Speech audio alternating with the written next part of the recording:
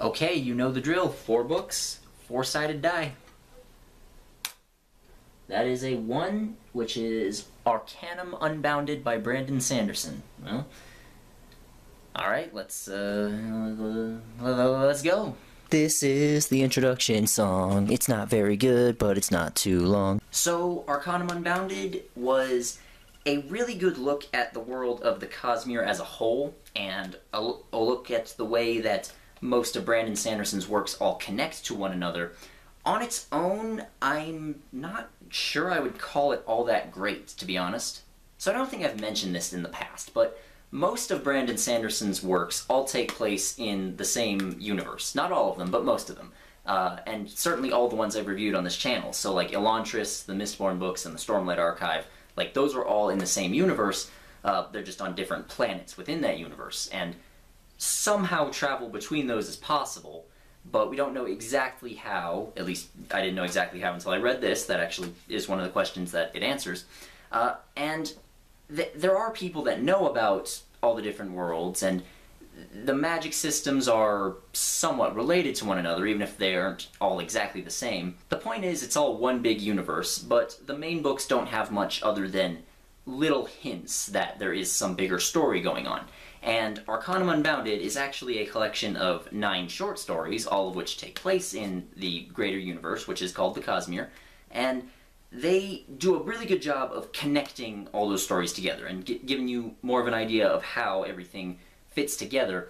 But on its own, they vary quite a lot in terms of quality. So I'm just going to have to go over these one at a time.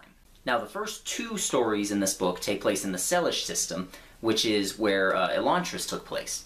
And the first short story in this is, actually, calling it a short story is kind of a misnomer because it's over 100 pages long. But anyways, it's called The Emperor's Soul, and it's actually completely unconnected to the story of Elantris. Like you could read it on its own. And it's actually really good. It was my favorite part of this book. Unfortunately, it did leave me with higher hopes than I probably should have had. So it's about this woman named Gautona, who is a forger, and that's probably the most interesting magic system that Sanderson has come up with yet, or at least that I've read yet, because I haven't read all of his books. But what it is basically you create this seal where you do a whole bunch of like weird runes and magic things, the same way magic worked in Elantris. And then you like put it on an object or a person, and it actually changes that object or person because it changes the way that it is in the cognitive realm, and therefore it also changes the way it is in the physical realm. And I know that sounds pretty confusing, but trust me, if you read this, you'll get the gist of it after a while. And so basically, Gautona breaks into an emperor's palace and gets caught, but then she finds out that the emperor was actually brain damaged during an assassination attempt, and so the people that work for him, his advisors basically, want Gautona to use her forgery skills to recreate the Emperor's soul and basically get his mind back to normal. And she's thinking like, wow, that's basically impossible, I don't know how I'm going to do this, and they don't give her a lot of time for it. It just, you know, things like that. And the majority of the story is just spent with Gautona trying to figure out how to fix the Emperor's soul. And, you know, there's some pretty interesting conversations. She spends a lot of time digging into him, like what his personality and his past life were like. And there's a lot of talk about the magic system, which, again, I like that sort of thing. If you don't like that sort of thing, you probably wouldn't enjoy this, but you also probably wouldn't enjoy Sanderson in general, so.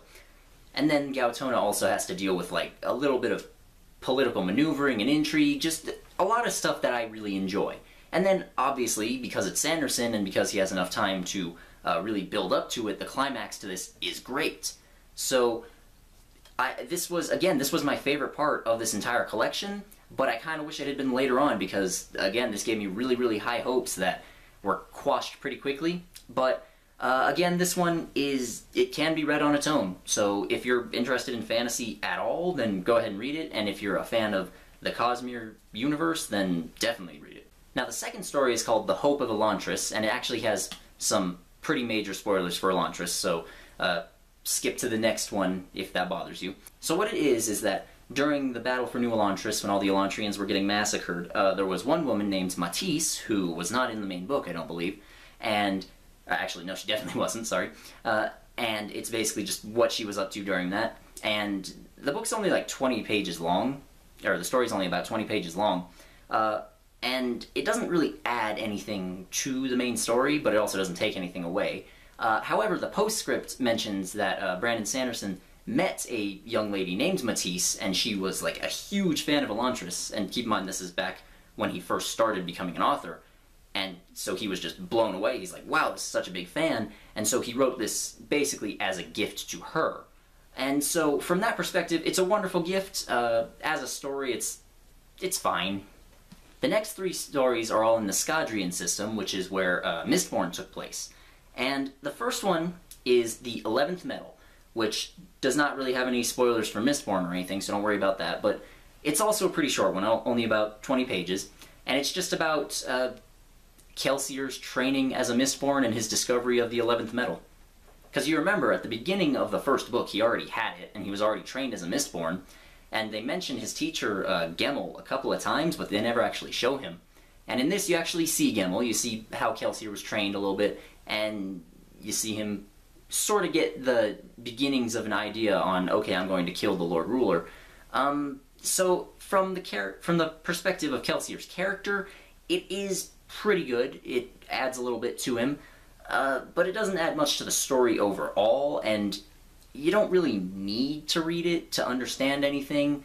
So I guess if you're really into Mistborn, which again I am, I loved those books, then go ahead and check this out. If not, you can skip it. It's fine. Now the next 2 books are Allomancer Jack and the Pits of Altania, and the second one is Mistborn Secret History. And thing is, the beginning of both of those had spoiler warnings for the second Mistborn trilogy, and I haven't read that one yet, so I skipped over those. Maybe they're terrible, maybe they're amazing, I don't know. And now we move on to the Taldane system, which is where White Sand takes place. And I had heard of White Sand before. It's actually a graphic novel which is written by Sanderson, but I haven't read it yet. I'm planning on getting around to it at some point, and this is actually just the beginning of the novel. It's about this boy named Triben, who has magic to control sand, which is the main magic they use in that world, but he's not very powerful with it.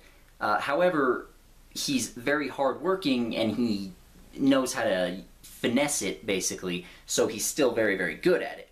And from that perspective, he's, like, that combined with the art style made me kind of think of, like, that anime archetype where a character is, like, really stupid, but also extremely stubborn, and not all that powerful, but he really works hard at it and eventually gets good. And I'm not gonna lie, I do really like that archetype, so I liked Triben. I thought he was a pretty good character considering how little time we actually see him. And this is basically just, it shows him when he's first getting inducted into the order of sand magic users, and then it shows him passing a test years later when he's a lot older, and he kills this giant sand monster creature, and everyone's like, whoa, he's not powerful at all, but he still managed to do that. That's amazing. And again, it's only part of a bigger story, so it doesn't really stand alone on its own, but it did make me really, really want to read White Sand, so I guess it's good. The art's pretty cool too, but this copy I have here was only in black and white, so I can't really judge it unless I see it in color. After that, we have the Threnodite system, and the story is called Shadows for Silence in the Forest of Hell. Or, wait, no, I'm gonna double check that. Okay, yeah, that was correct. Okay, I did like 3 takes of that. I'm not lying. But anyways, point is, and that one is actually a plant we haven't seen in any other books. At least, I don't think we have. And the planet itself is really interesting. Like, the people there live out in these forests, and there are these things called shades, which are, I guess they're ghosts of dead people, and they just wander around doing their thing, but they can very easily be provoked, and they will attack you, and they will kill you. So everyone that lives there has to be very, very careful. And the main character is this middle-aged woman named Silence, who is also secretly a bounty hunter. And the story is mostly about her going after a bounty in order to save her inn. Oh yeah, because she's an innkeeper as her cover, but she's mostly a bounty hunter. And this story was, I mean, it was okay. It wasn't bad by any means. But I was never super into it, at least not until the climax, because the climax was pretty good. And again, the shades and everything are legitimately intimidating. Like, whenever the characters are walking around, you don't want them to die.